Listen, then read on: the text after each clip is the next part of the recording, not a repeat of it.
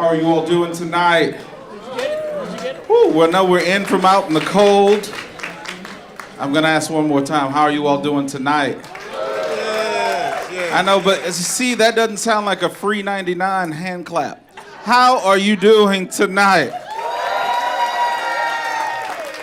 We want to thank all of you all for coming this evening. My name is Darren Jackson. I'm Director of Education and Community Engagement here at Jazz St. Louis, and it is my pleasure to welcome each and every one of you all here to what we are doing tonight. We know this is Miles' centennial, right? 100 years.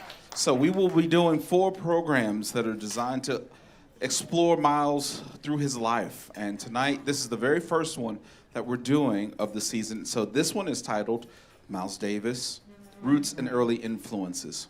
So we'll be talking about early Alton, East St. Louis life. And we couldn't think of any better way to do that than to bring some people from East St. Louis and from St. Louis to do that. We'd like to thank our season sponsors, Worldwide Technology and the Stewart Family Foundation. Give them a hand. Tonight's program is not possible. It is not provided at no cost without the Whitaker Foundation. Please give them a hand.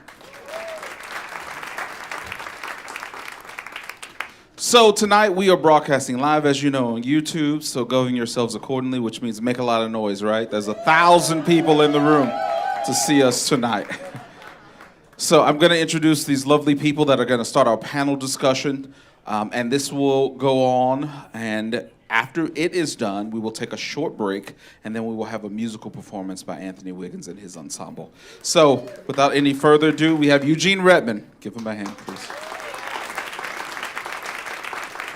Poet Laureate. We have Lauren Parks, Executive Director of, she will talk about it, but it's the House of Miles in East St. Louis. And this discussion will be facilitated by our very own Clark Terry Ambassador Award-winning Professor Emeritus from SIUE, Prince Wells III. Prince, take it away. Okay, thank you. Mic check. Testing 1, 2. There you go. All right. I want to start by setting the record straight. I'm from Brooklyn, Illinois.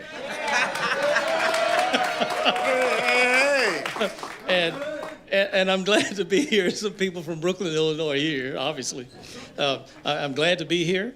It's a pleasure to share this panel with the two of you. So, because you both know a lot about Miles Davis from East St. Louis, and as the director of the House of Miles, and your family was familiar with Miles growing up. So it should be a very interesting discussion. So the pictures are up. I put together this PowerPoint. I think the people here can see this is a very young picture of Miles Davis. Nobody here would have known him when he was that age. But this is the house in Alton, Illinois, when he was born.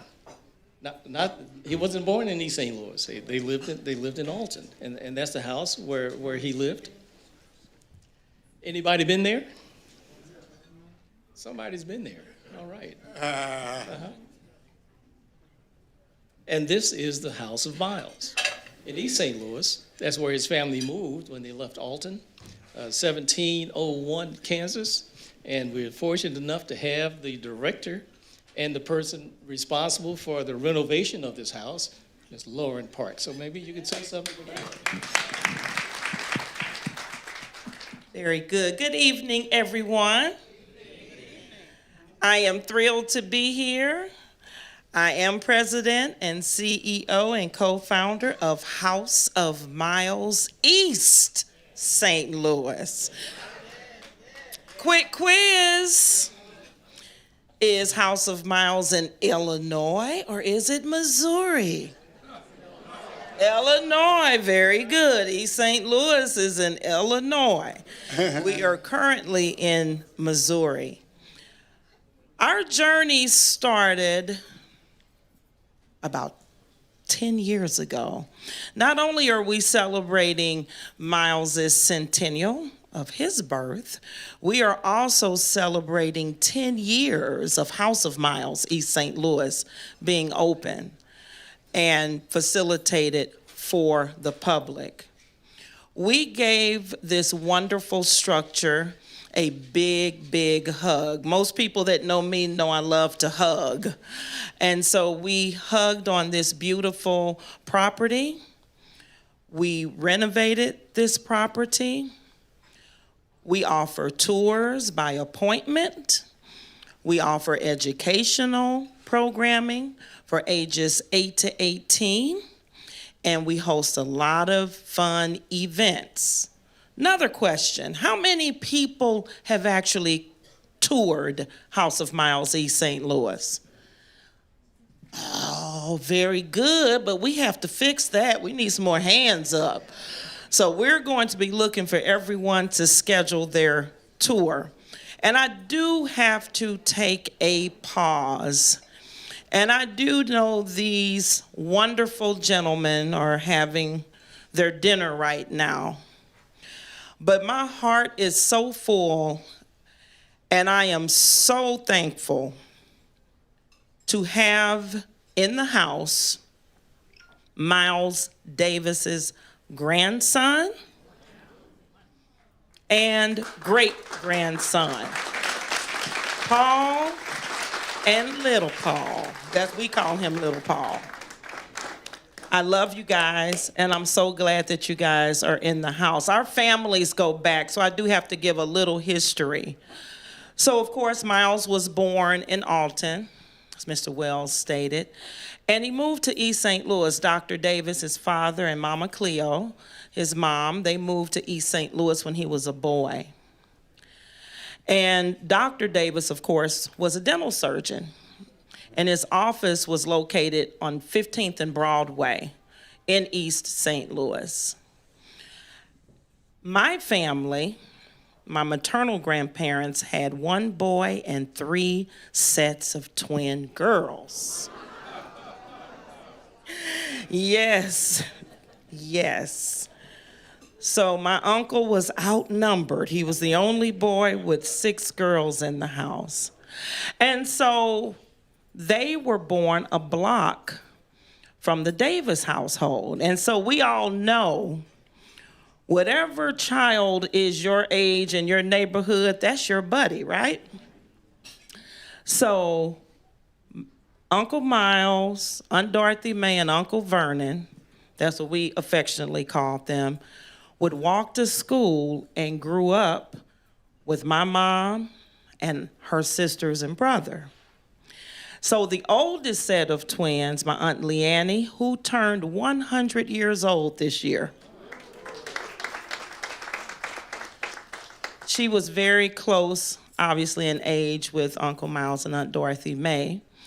And then Uncle Vernon, he was very close in age to the middle set. So they were best friends and buddies. And so I would tease my mom and her twin and say, you guys were the babies and just trying to hang out with the older ones, with the big kids. So our families go back decades, and we are still very close, and we are very grateful to the Davis family. That property, because that's always the first question, oh my gosh, how did you get Miles Davis's house? Well, their family, their estate donated the property, and they wanted to donate to a nonprofit, but guess what? Let me tell you a secret. We weren't a nonprofit yet, okay? So when we got wind of that, and they said, oh my gosh, and several nonprofits declined the offer. So I'm a proud East St. Louisan, very proud East St. Louis, and I grew up in East St. Louis. I'm a very proud product of the public school system. I am also a Fiskite. I graduated from Fisk University, go Bulldogs, and did my postgraduate work at Southern Illinois University in Edwardsville, go Cougars. And so I lived out of the area for a while, and when I returned is when I learned that the family wanted to donate to a nonprofit. And after I understood that several had turned down the offer, and I said, well, why are they turning down the offer? And I had not been to the Davis house in years, since I was a little girl. And so, to make a long story short, I said, okay, we'll take it. But remember, we weren't a nonprofit. So I called my best friend of 40 plus years, Mr. J.S. Pearson, who is our vice president. He's in the house. And I called him about 2:30 a.m. I said, you know what, we're gonna have to form a nonprofit. We have to get busy. We have to love on and restore the Davis family home. And so we contacted another friend who does all of the legwork for all that good stuff, LLCs and nonprofits. And we filed to become a nonprofit, and we became a nonprofit in order to keep that beautiful, wonderful, historic structure right there at 1701 Kansas. And we are now a historic landmark.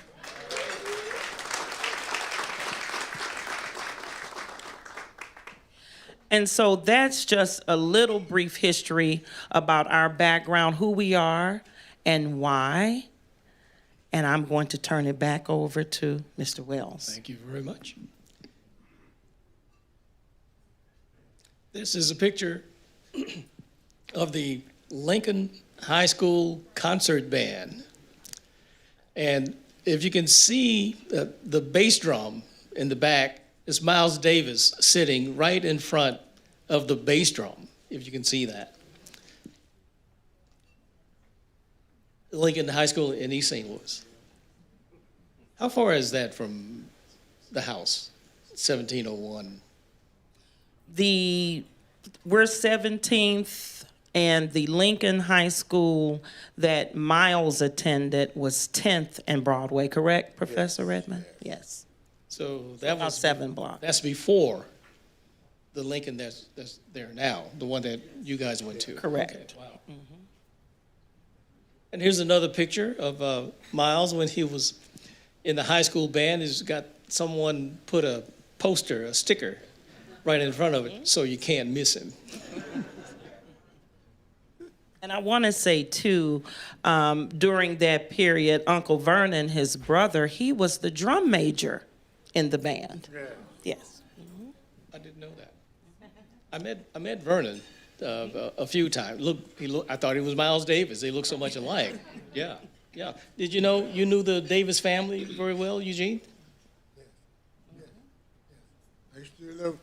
I delivered papers to Dr. Davis. What paper was it? First it was the Crusader. Okay. Yeah. There were several papers around, but that was the main one. That was the black newspaper. That was the black newspaper founded in 1942 by a man named John Kirkpatrick. And so I had the route to deliver the paper to them.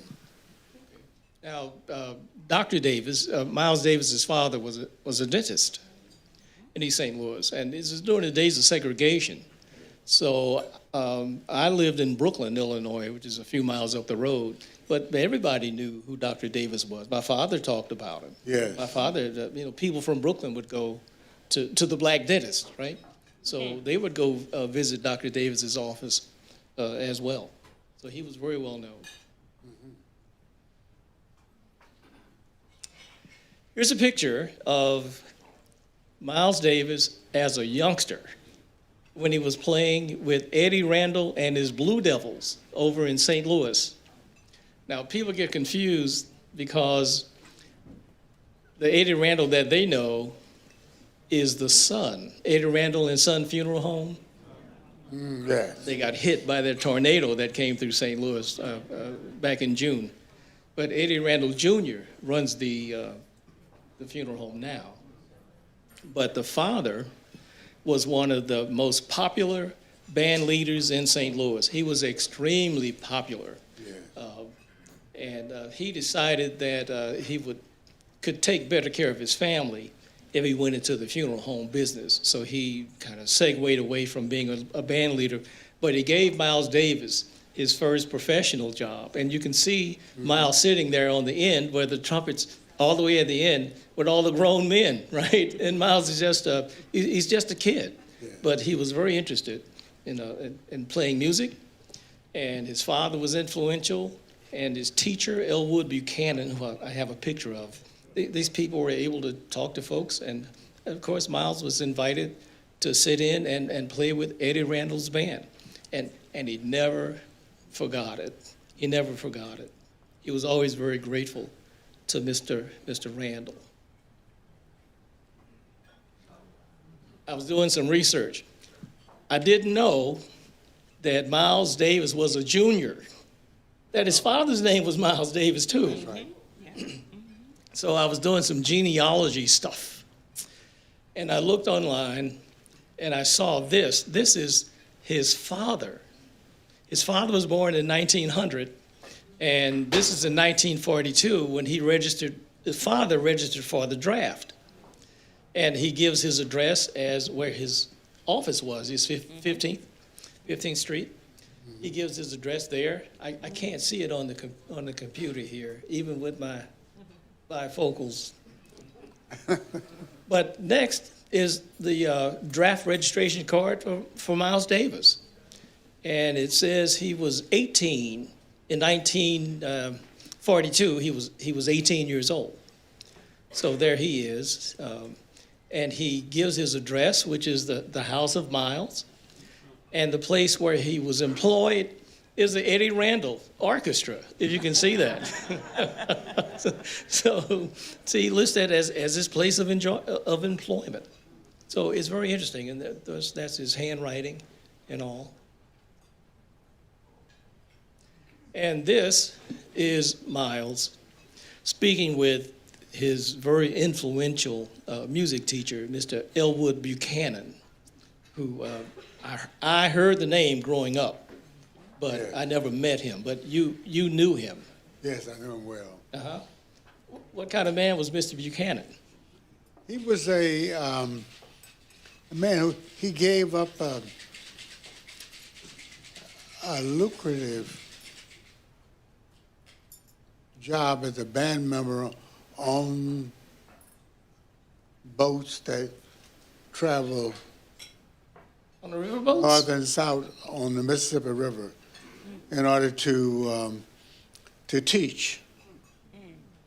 That kind of exciting experience. As a young man, he gave it up in order to teach.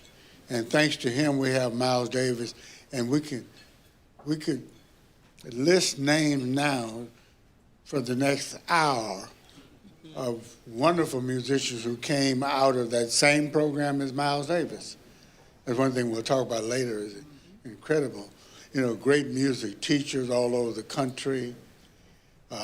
Certainly wonderful music teachers in East St. Louis and St. Louis, all trained by this man who gave up this job. He was a single man, gave up this job to be a swinger and, travel boats and play on boats. And, of course, he was all the better for that.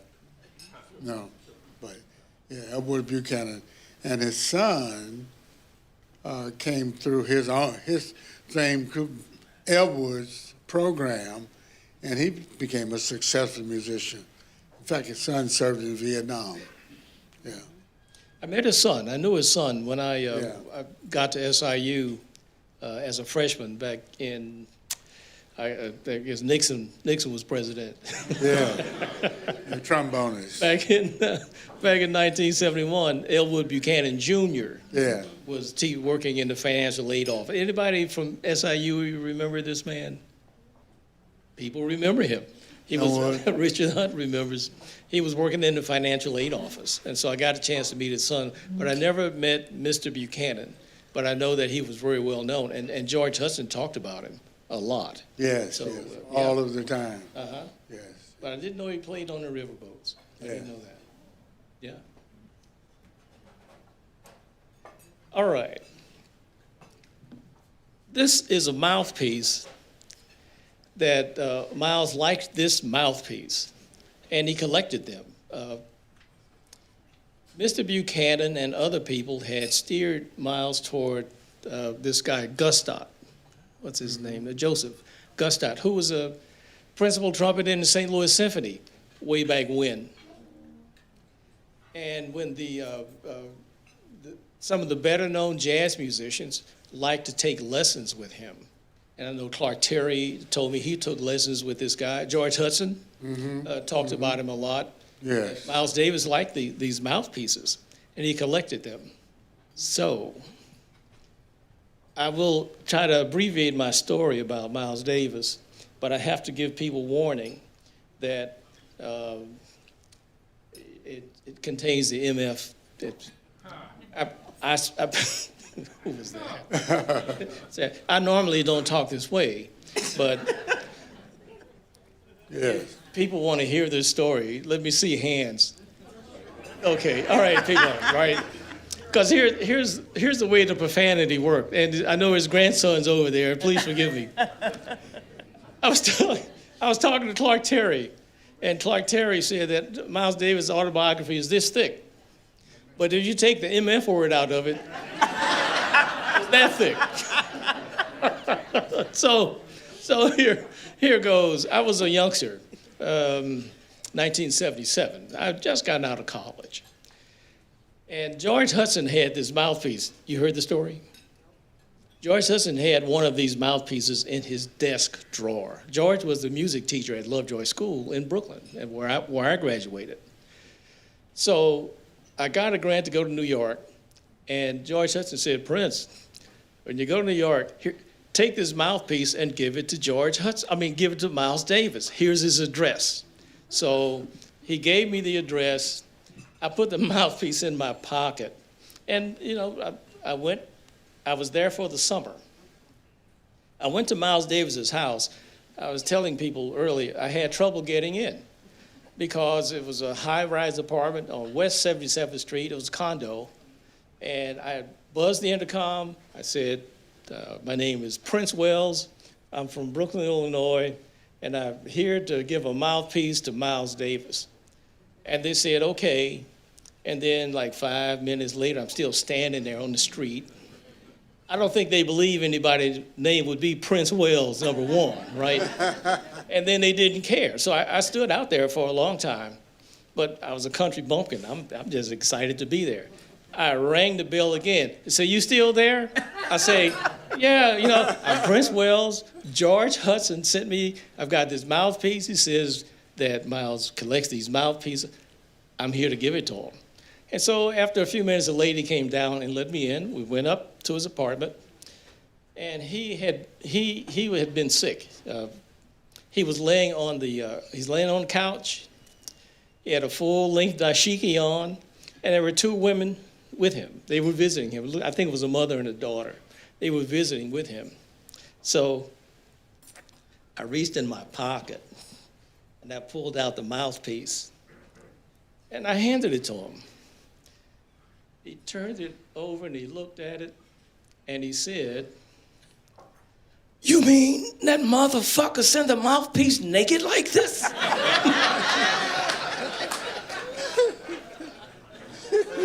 I never thought to wrap to wrap it or gift wrap it or something. I pulled it out of my pocket. That was the first time I'd ever heard anybody call my music teacher, MF. He said it with conviction. I was trying to explain, I'm just a messenger. This is the way he gave it to me. So, and then he kept asking questions, but I couldn't understand what he was saying because he sounded like this, right? So he would ask about some of the old timers. He asked about Singleton Palmer. He asked about Eddie Randall, who he was quite fond of. He asked about George Hudson. He asked about all these people.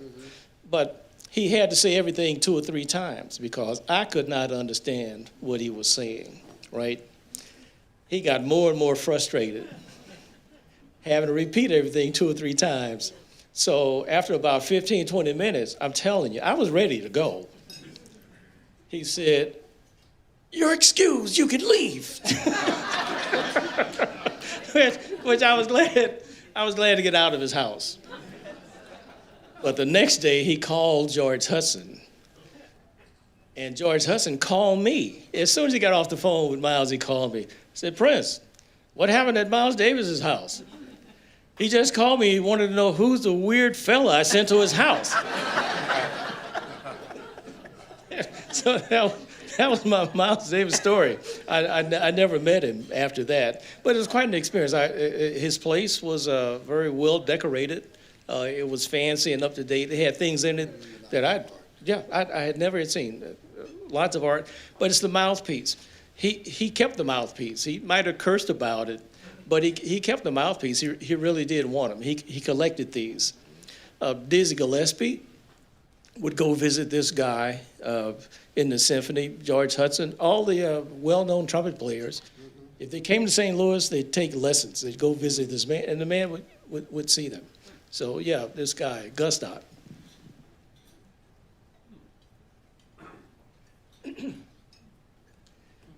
I've got a sample of the way Miles Davis spoke for those who don't know what his voice sounded like. He had surgery. I don't know, do you guys, you know this story? Yeah. Can you tell it? Yeah, but he had surgery. You got to use your mic. Is here? Can you hear me? Yes. Yeah, he had surgery on his throat, and so that's where he got that whisper like. And some people thought that was a fake voice, but that was the best he could do. And so that's the way he communicated with everybody. Yeah. Yeah, damn, I told you I wasn't going to. And it was all of the time when you heard him. And plus, he never talked much either. You know, if you heard him through his horn, you know, through music, and through his art. But yes, that he had heard his voice as a very young man, and he knew the doctors had told him and teachers had told him that would be his plot in life, is the way he would express himself, if he wanted to express himself besides his horn. And so a lot of people analyzed it to be that was why he didn't talk much, and why he turned his back on the audience for some years. A whole program of him not interacting that was achieved by this devastation of his voice materials, you know. I had heard that he was very kind of shy as a kid. That's part of it. Yeah, and I was talking to Clark Terry. He said Sure. Clark Terry knew him. He said that he was very thin. Yeah. He was a thin guy, and that when he was in school at Lincoln, if he turned sideways, the teacher would mark him absent.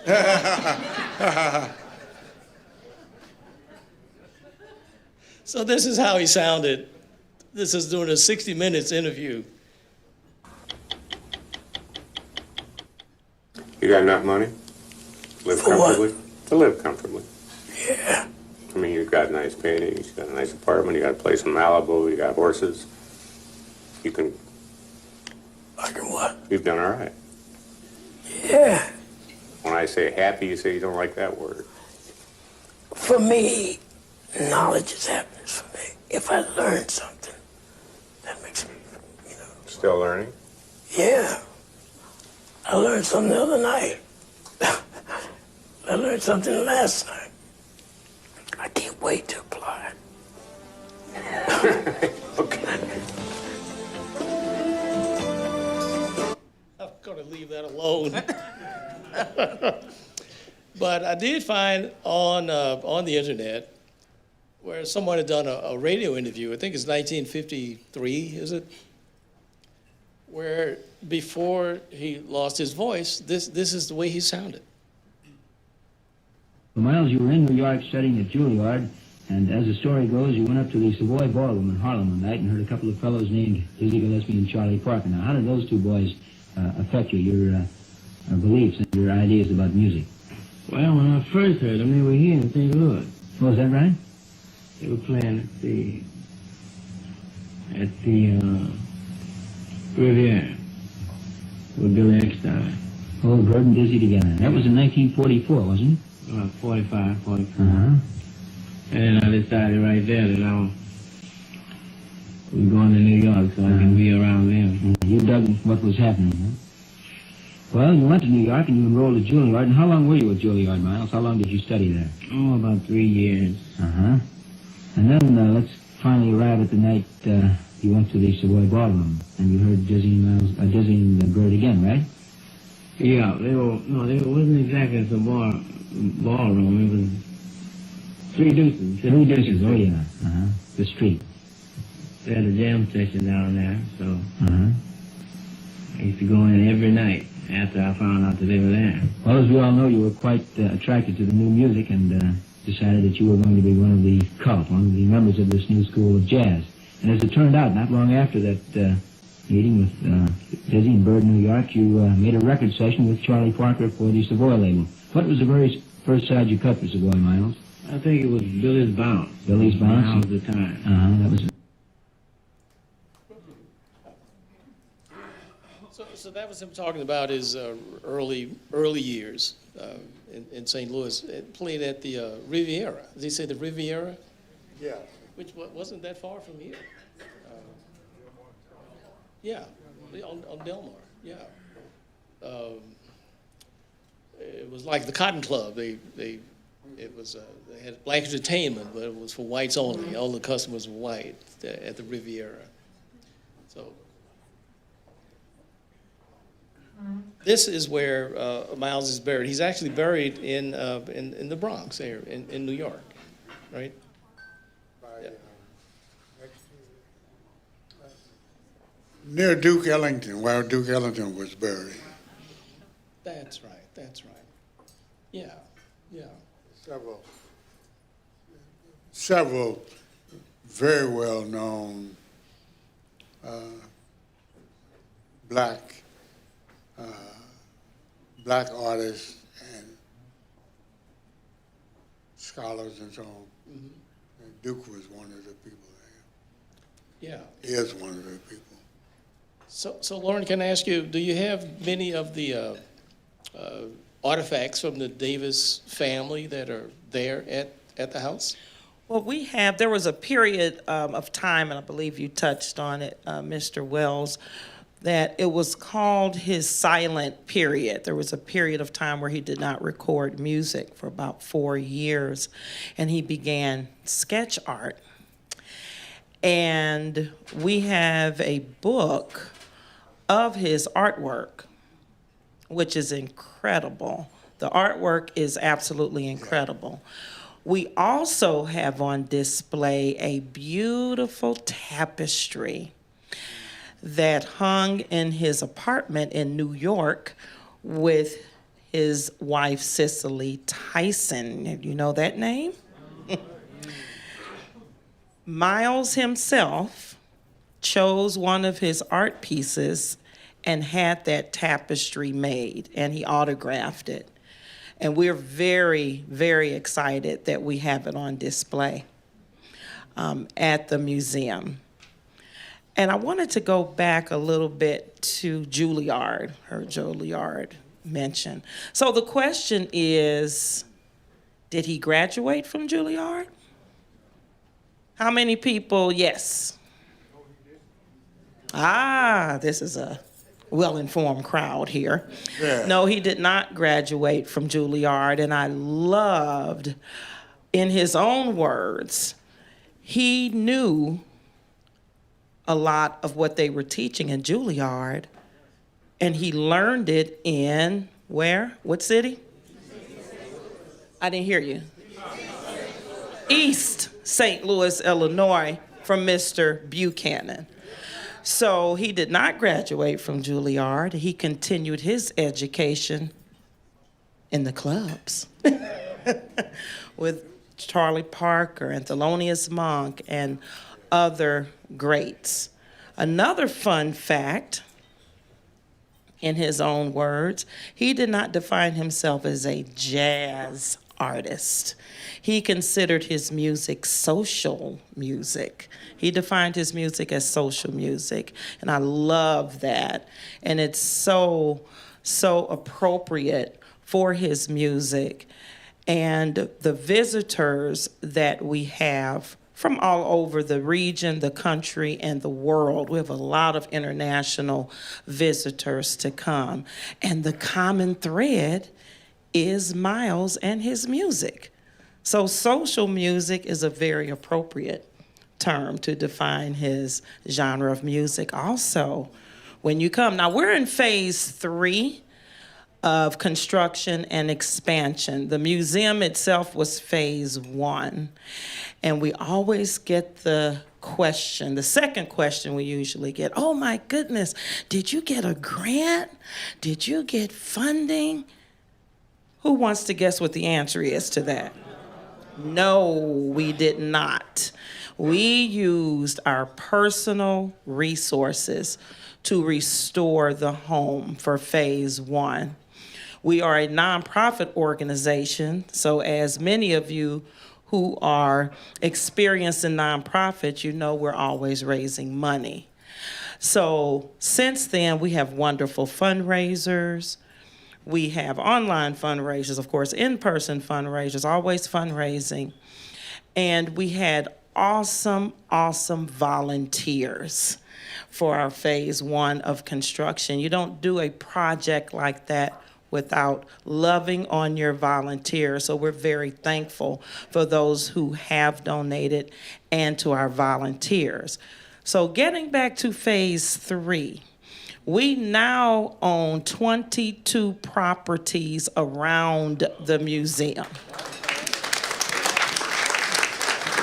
So we are in the process of expanding to our teaching and recording studio, which is next door to the museum. We have our own bee apiary. Yes, we produce our own honey there at House of Miles as part of our agricultural curriculum. Because how many people knew Dr. Davis owned a farm? How many people knew that? In Millstadt, Illinois. He was a very successful hog farmer as well. So to pay homage to Dr. Davis and the Davis family, we too have an agricultural program that includes organic gardening. We also have a solar butterfly lab. We raise butterflies because the monarch was feared. That's right, with extinction. So we do raise butterflies. We have a greenhouse. So we have a lot of fun. We have a lot of fun at House of Miles. So what I wanted to say is about the basement of the home. In Miles's own words, that's where he formed his first band, right there at 1701 Kansas. So we're in the process of renovating and restoring that area. So we're really looking forward to that opening as well. Upstairs in the house, there's a cool practice room where Miles would practice as a boy. And it's a very special room, but you have to come visit, and then you'll see why it's super special when you walk in. Okay? Anything else? I think that's pretty good. Okay, Yeah. thank you. Yeah. So Miles went to New York. I think we're going to be wrapping up shortly, but I know he went to New York. He had heard Charlie Parker. I think Dizzy Gillespie. He had heard him and met him. He heard him here in St. Louis. In his autobiography, he said, something like that's the most fun he ever had with his clothes on. I think his book opens. His book opens like that. Huh? He said that quite a bit. Yeah. But after that, he actually left to go to New York because he wanted to be in that environment. So he did, I guess you can call it an apprenticeship with the great bebop musicians, and he became one himself. And after that, he was looking, as he matured and found his own voice, instead of being in the shadow of Dizzy Gillespie, he started to look to establish his own voice in music. And he was looking for a way to relate to chords. And that's when he met George Russell, the guy that with the Lydian chromatic concept. It was a theory. They all hung out with Gil Evans, Jerry Mulligan. They were all together, and George had come up with a way that people could think about music differently. And Miles liked this. And so in his search to find his own voice and to try to find a way to approach chords differently, that's kind of how he came up with the album, Kind of Blue, and that whole cool jazz that Miles innovated. It was totally different from bebop with Charlie Parker and Dizzy Gillespie, Thelonious Monk, all the great bebop musicians. It was a very fresh, very melodical, lyrical and subdued approach to improvisation that, of course, changed the whole course of jazz. And not just jazz, but popular music in the country. And I had studied with George Russell, and I know a lot about it. So if Darren Jackson, and if you want to hear more about it, have me back sometime. I'll talk about it. So it's a commercial from me. All right. But I think we're pretty much at our time limit. I wanted to say one other thing regarding Miles Davis's foundation. And this is very, very, very important because, of course, we know Miles when he went to New York, and he's, of course, known worldwide. But he started somewhere, like we all have. We all have a foundation somewhere. We all have a mentor somewhere, whether it's your parents, your teacher, your neighbor. So 1701 Kansas Avenue, East St. Louis, Illinois, is where it all began. That's where his foundation was. And we're very proud to have restored this wonderful structure with the original floors that Miles Davis himself walked on. And in that space where he thrived. And not just Miles, his brother, his sister, his parents. And so we're very excited, and we really, really, really stress that to our young people. We have a lot of youth groups to come through, a lot of youth groups tour. And we really want to instill, because that's one thing you are not going to do with Miles is define him. He defined himself. And so we encourage our young people, and sometimes we adults need reminding. No one is with you more than you. No one. So no matter what society is telling you how you should look and talk and dress and all of these things, you pour into yourself. And Miles Davis did that, starting at 1701 Kansas. Learning to box. We have a mural of him boxing. My goodness, lady, you told me he was a musician. What is he doing boxing? Well, many of you know him as an adult, and you've seen pictures of him in the gym. He learned to box in East St. Louis as a boy at Lincoln Park, the neighborhood park in East St. Louis. And he figured out along the way, throughout his career, if you're blowing a brass instrument for those musicians in the house, you have to be in a little respiratory shape. So he figured that out, and he continued to box, and he enjoyed boxing. So again, the foundation of where it all began for Mr. Miles Dewey Davis as we celebrate his centennial of his birth. It is 1701 Kansas Avenue. Thank you. So thank you very much. Professor Eugene Redmond, thank you so much. It's a pleasure to be here. Lauren Parks, it's been a pleasure. Thank you. I've enjoyed it very much, and thank you all for coming. But now we're going to have music. I think someone's going to introduce everyone. Yeah, thanks again. Could we give one more round of applause for our speaker? And I just want to point out real quick, we do have a full concert performance from the great Anthony Wiggins tonight. But real quick, before we even do that, I have a quick question for the audience. Has anybody here been to Bonn, Germany? Nobody. One person. If you go to Bonn, Germany, immediately you step over that line, you're like, I'm in Bonn now. You know immediately that's where Beethoven's from, right? They go, Beethoven's here. If you get a chance, go. We don't do that in St. Louis, and we should, right? So Lauren's doing great work over there. If you get a chance, please go to the house.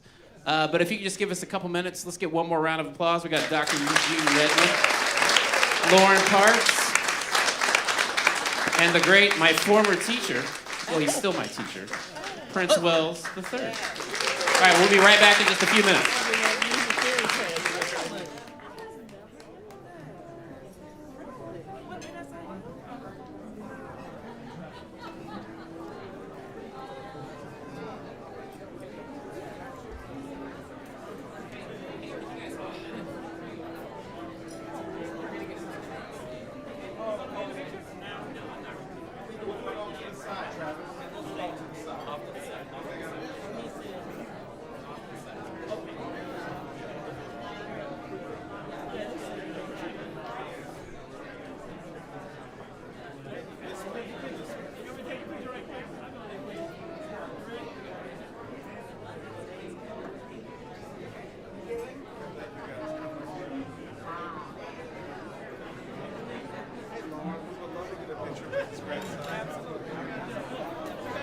I'll grab your bag if that's all right. You can do it right over there. Travis.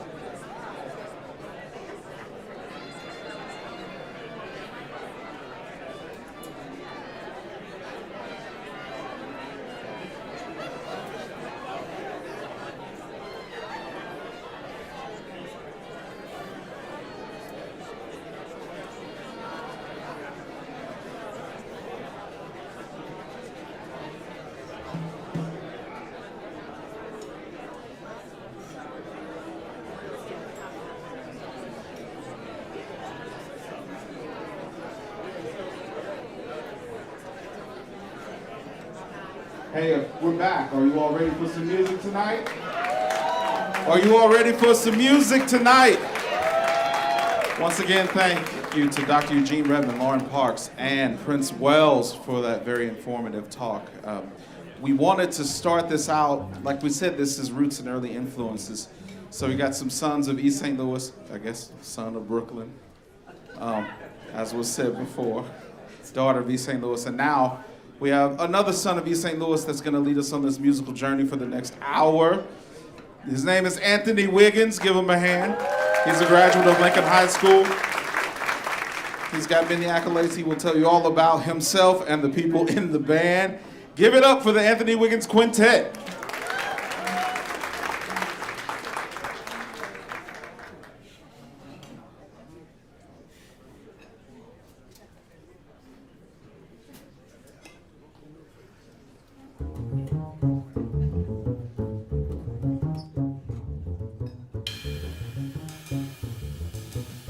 How y'all doing tonight?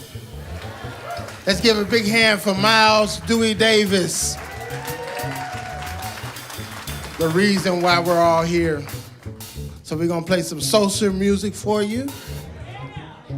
And we're gonna talk a little bit about the great Miles Davis.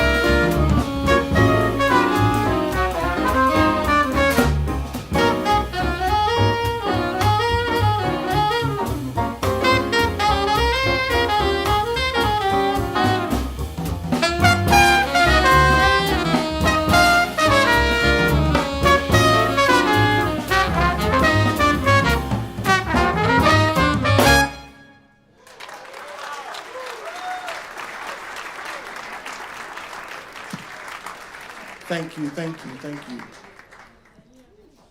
Hope you're having a good time tonight.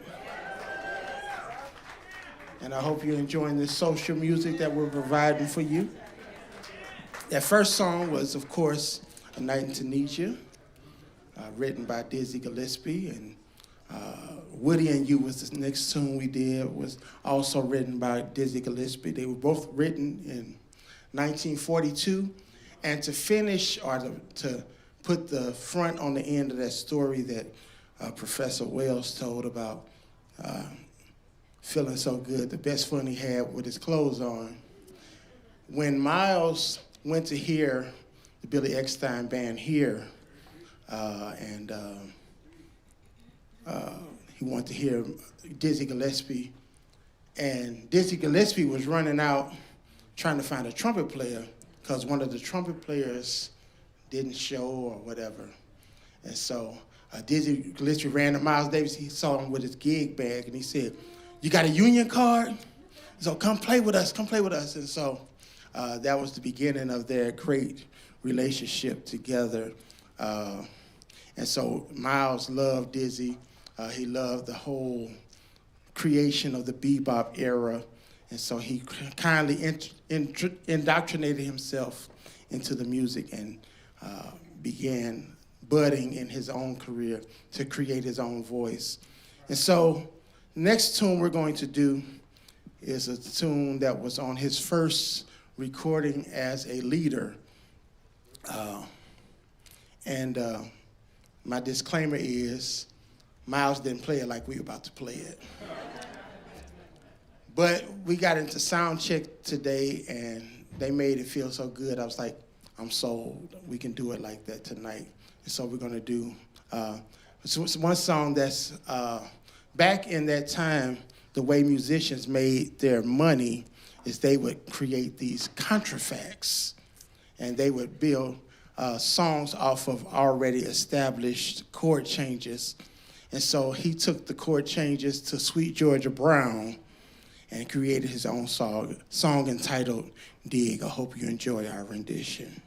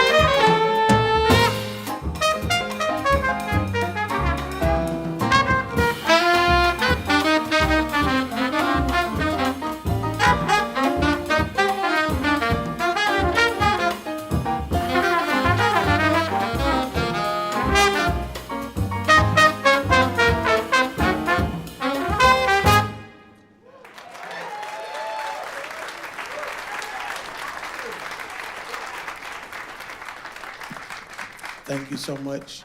Let me introduce these fine musicians that share the stage with me. Our pianist. When I get these opportunities to play, I like to change the configuration. So this is the first time we've played together as a unit. And so I am a proponent of reaching out and grabbing those who are traveling the road that you've already traveled. And so most of us up here are younger than me. Maybe all of us, I'm not sure. But our pianist, who has first name basis with somebody on the front row, Mr. Antonio Foster.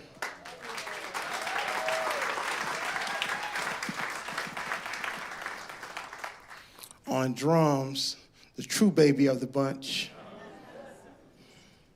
He's so cute, I heard.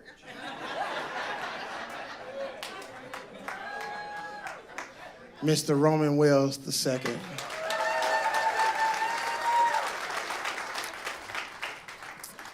And when we initially got this gig, I had called Jamal Nichols, and he could not do this. He decided to stay on the road with this guy named Gregory Porter.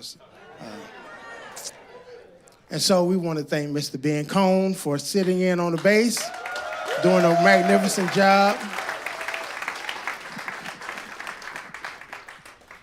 And when I thought about doing Night in Tunisia, I had to call my partner in chords.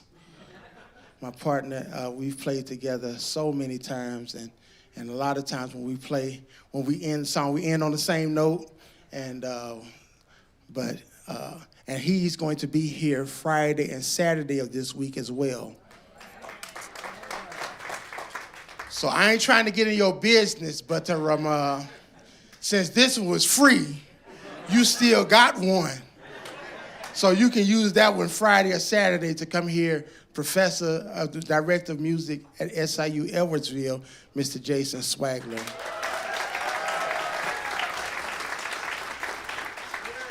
And so I want to send a special shout out to Dr. Prince Wells and Sister Lauren Parks and Poet Laureate of East St. Louis, Mr. Eugene Redmond.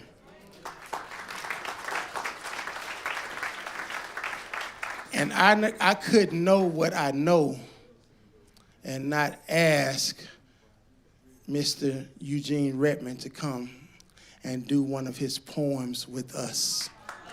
So we're going to ask him to make his way up to the stage.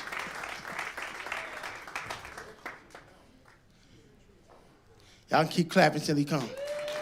Make him feel real good.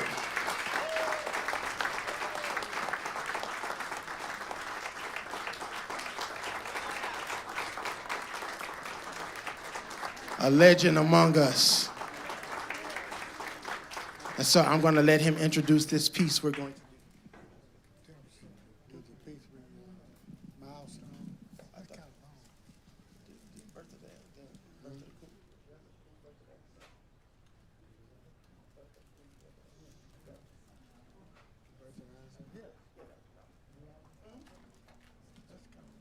That's okay. You got the wind for it? Yeah. Okay. Yes. Thank you.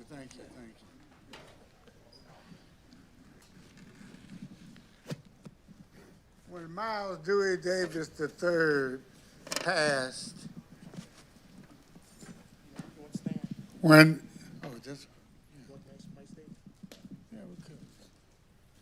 Miles Dewey Davis III passed in 1991, there were two official funerals for him. One was in New York, where people like Bill Cosby and just a whole range of artists, Quincy Troop, who did the biography, spoke. And Miles's tomb is right next to Duke Ellington's. There are a number of well-known people that I could name, but just to tell you the kind of company he's been keeping since he left us. And in East St. Louis, the program for Miles was at his alma mater in East St. Louis, Lincoln High School. And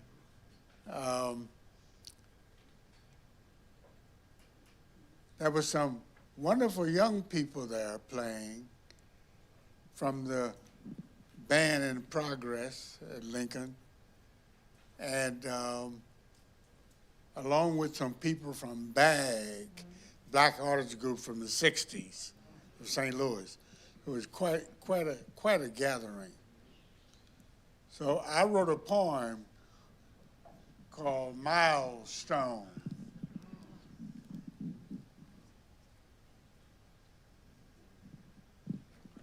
And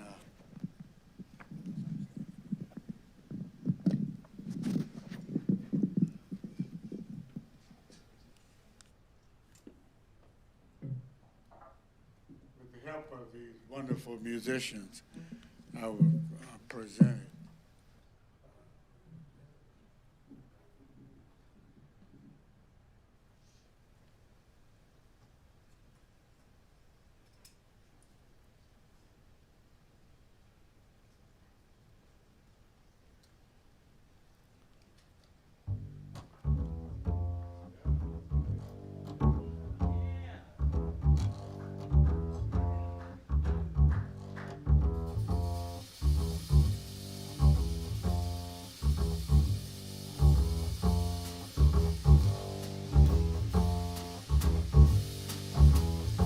Looks like I got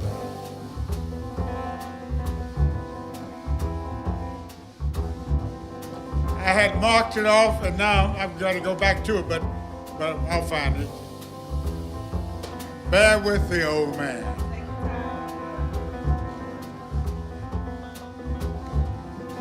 Like I say in church, I'm a pastor too. And so when I call out the scripture, I say, if you got it, say amen. If you don't have it, say wait. So we just gonna wait till he find it.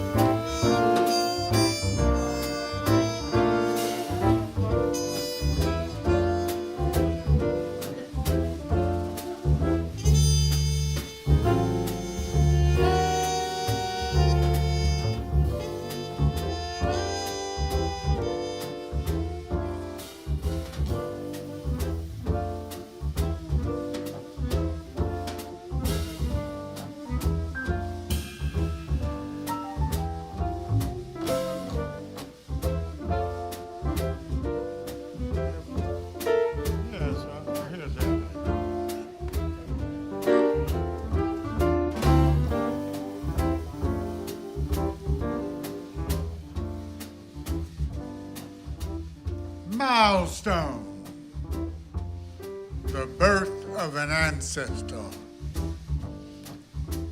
For Miles Dewey Davis III, in memoriam, in futuriam, 1926, 1991. Dressed up in pain, the flatted fifth began his funereal climb up the tribal stairwell.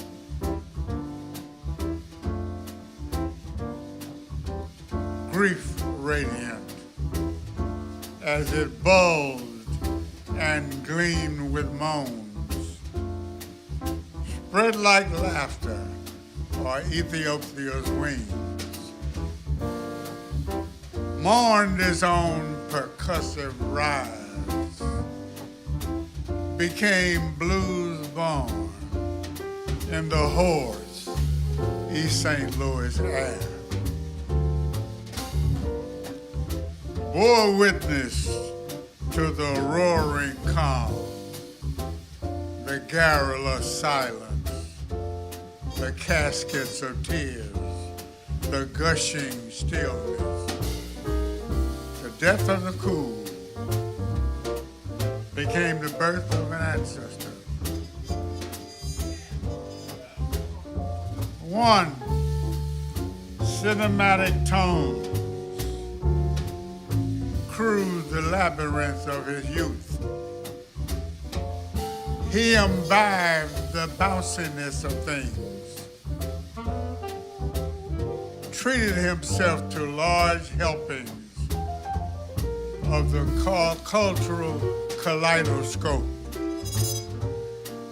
forged from Africa, Armenia, Germany, Poland, blurred by jazz, marbles, Sousa, blues, Crispus Attucks, griots grinding out 1917 ride tails, boxing, slingshots, spitballs, night riders, baseball, dice games, horseback, and pool sharks. Code Blue, 10th Street. Code Bop, Goose Hill and Broadway. Code Cool, Lincoln High. Code Hip, Harlem. Code Hard Drive, Millstadt and Monterey. Code Women, East St. Louis, Paris, the world. In the barbecue county of his youth, he roamed the streets and alleys of Snootville, hung out on gut bucket corners, smelled the pungent yarn of stockyards, heard the slaughtering drone of packing houses, endured the endless river howls, coaxed horse-drawn dreams across street-littered lives and antiseptic Sundays with their rhythm-cradled heavens.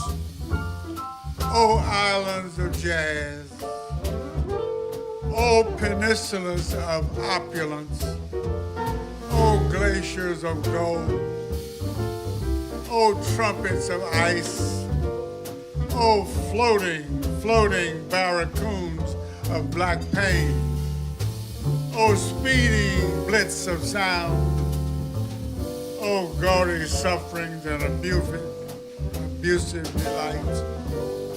Life moves like film strips, quick flick tones, cyclical, sonorous, crowded with ecstasy, one-way love, man plan, prophetic, father-wise, mortal grooves of intravenous blues. His sound, the label of his age, a milestone.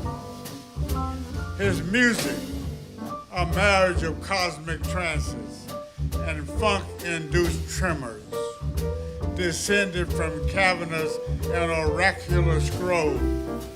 Our collective heritages whispered through his horn loin of plenty, honey silk moan, lacing race-riddled chapters of history. But he would not be betrayed by lingering barricades of color. Milestone, his sound labeled his age. Labeled his age? How so? House, hush mouth, memories, kitchen private, churned up low, lusty acoustics, draped in Jack Johnson flamboyance, tack clean, pen sharp, his conscious ears relayed elegant and elegiac inventory. Clifford, Lunsford, Eric, Billy, Duke, Count, Thelonious, Jimmy's five this time, Sarah, Red Bonner, Elwood Buchanan, Ghost Clothes, an ancestry of calling, open him up to music, sweet, sweet thunder, a symphony experimental and imagistic, where dreamy jam sessions, delicate, vulnerable, delirious, beckon him from the demon-cool distances. The heady swirl and princely snarl of train tracks, soundtracks and needle tracks, reminiscent rhythms eddying autumn leaves. Or if I were a bell, I'd be burning, I'd be ringing. But all blues, tutu freedom, water babies, churning out bitches brew in a silent way and making sketches of Spain, knowing that someday, their prince will come. Milestone, sound that label an age. So yo, homeboy, blues prince, jazz pontiff, a mournful flag of relief draped over the hushed horn of plenty, yet brilliant rumblings start up again as this native sun goes marching in. Brilliant rumblings, spreading like laughter or Ethiopia's wings, mourning their own percussion rise, becoming blues born above the horse East St. Louis air, bearing witness to the roaring calm, the garrulous silence, the caskets of tears, the gushing stillness, the death ash of the cool flame becomes the warming birth of an ancestor.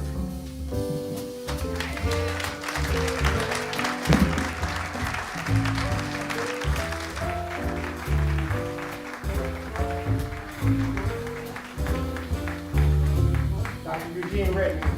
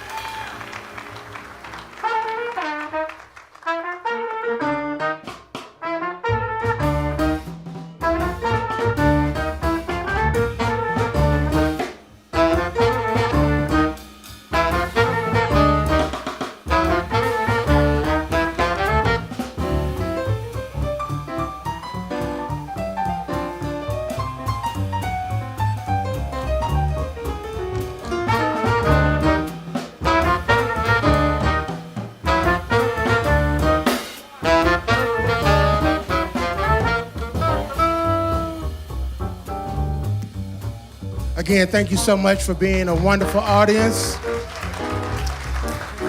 Let's have a hand for Mr. Antonio Foster on piano. Mr. Benjamin Cohn on bass. Roman Wells II on drums. Jason Swagler on alto saxophone. And my name is Anthony Wiggins. We want to thank Jazz St. Louis for this opportunity, the Whitaker Foundation, and all of you for being here. Watch the calendar and the catalog, all of these Miles Davis celebrations. Let's be here to celebrate a great man, a great mentor, a great musician, and a wonderful artist. So we thank you tonight. Make sure you be careful going home. God bless you and good night.